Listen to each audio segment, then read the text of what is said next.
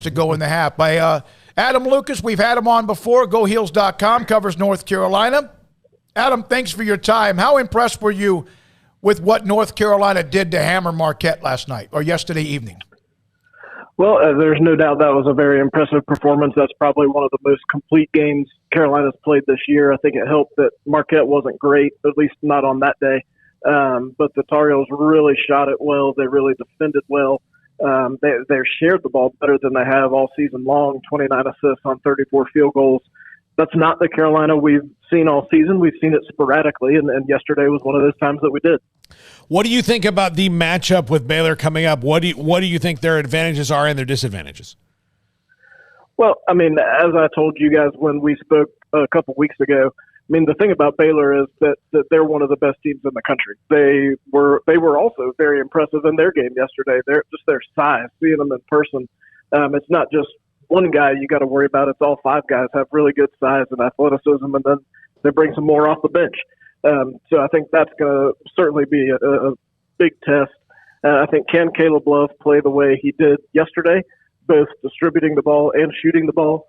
We've seen some times this year where when Caleb has a good game, it gives him a little confidence, and then he goes out there and starts jacking them up at the next game, and they don't go in quite as often. So Tar Heels will need to avoid shooting themselves out of the game. Roy Williams always used to say, if you take a bad shot, that's just like a turnover because the other team grabs it and they're running out the other way. Carolina can't afford for Baylor to be able to do that. I think everybody's pretty well aware by now of kind of the injury situation that Baylor's been dealing with over the last, several months. Do you think Carolina's depth is an advantage heading into this game? Well, if so, then Baylor must be playing with three guys because Carolina's playing with five. Okay. They're going to play their five guys. They might play Puff Johnson maybe 5 or 6 minutes, maybe. Dontrez Styles got in the game yesterday, but he had not played in the previous 3 games. So the Tar Heels are a 5-man team at this point, and they're going to get as many minutes as they possibly can out of those 5. Those 5 didn't come out of the game at all the second half at Duke, and that's the way it's been much of the year. I saw this image on your timeline, Coach Davis on the fight versus Marquette. There are 3 kinds of people. Those who don't want to fight, those who do want to fight, and those who are looking for a fight. I want 17 guys in this locker room who are looking for a fight when we go out there. Is that the kind of they just have to play that way? Is that something they've been using most of the year? I think that's something that Coach Davis is trying to instill, and I think it really started coming up after the loss at home to Pittsburgh, because I think Pittsburgh basically came out and decided they were going to push the Tar Heels around, and Carolina didn't really push back. And so since that time, Hubert Davis, who, as you know, played for the Knicks in the mid-'90s, so we're talking about like Charles Oakley and Anthony Mason and those guys, just wanted his team to be a little tougher. And I think they have been a little tougher since the Pitt game, but I do still think the book on Carolina is you push them around and see if they're willing to curl up and go away for you. You know, there's no question that you have that region that was filled with North Carolina, UCLA, Kentucky. Kentucky's gone. What's been the reaction from Tar Heel fans that the Wildcats are no longer a part of this tournament?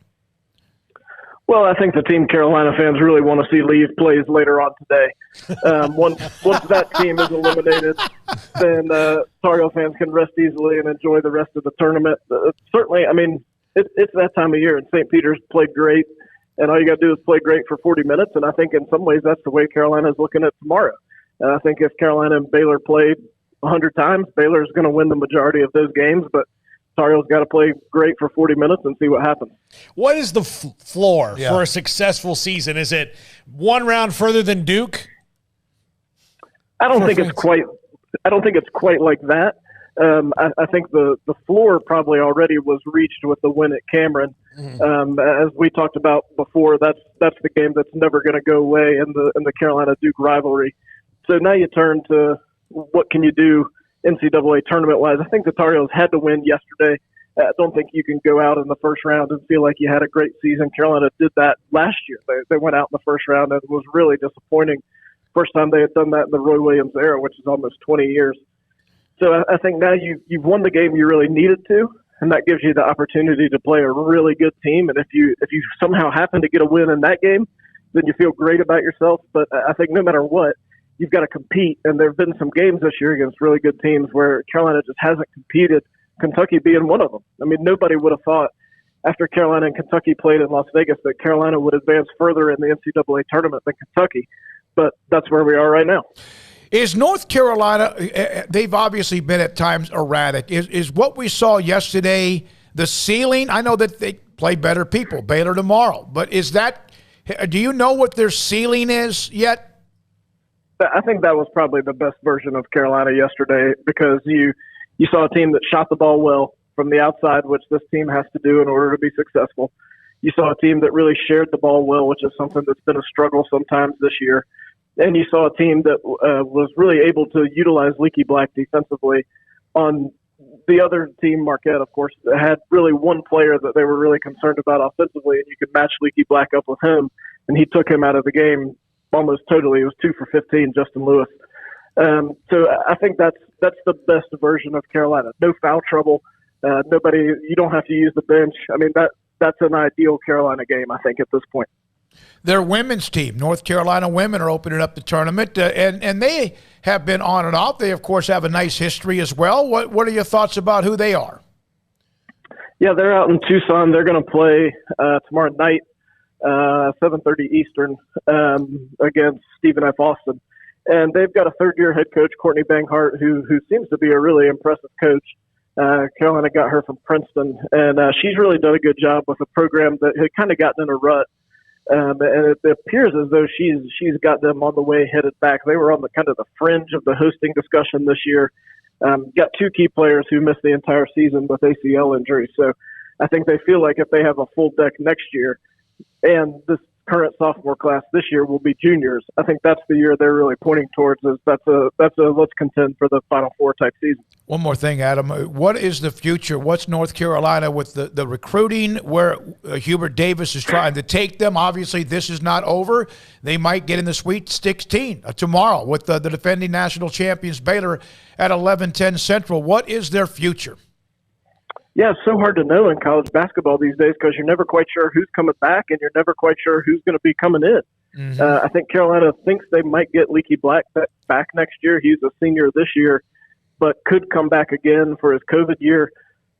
I don't know if we'll ever be done with the COVID years. It might be 2035, and we'll still be talking about guys taking their COVID years.